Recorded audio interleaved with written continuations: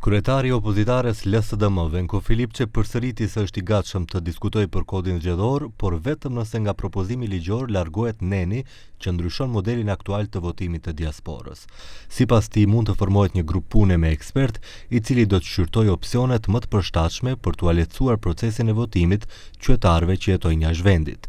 Theksoi se modele si votimi elektronik apo votimi me post nuk kanë dhënë rezultatet e pritura në shumë vende evropiane, pavarësisht se ato kanë sisteme më të zhvilluara dhe kontroll më të madh institucional. При тоа да го најдеме и најидеалниот систем за електронско гласање на диаспората. Па зарем не стравувате дека некој тој ден може да направи хакерски напад? Дали ќе биде лагодно и дали не ставаме терет на диаспората да ја изложиме на таков ризик утре некој нив да им префрли дека изборите тука биле нелегитимни? Истото е. Како ќе го контролираме тој принцип, тој механизам? Кај ќе доаѓаат писмата?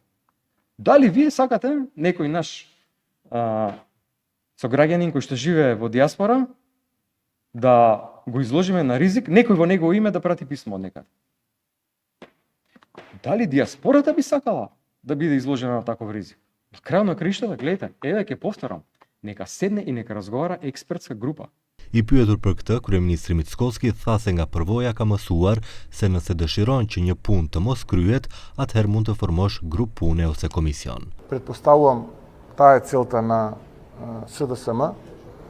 Тие 4 месеци работеа во парламентот, се договара, преговара и наеднаш кога сватија дека треба да сработат нешто, тогаш заедно со другата политичка партија во опозицијата Левица одлучија да го блокираат овој процес под изговор да не им се дозволело на диаспората да гласа затоа што на тој начин ќе биле украдени изборите.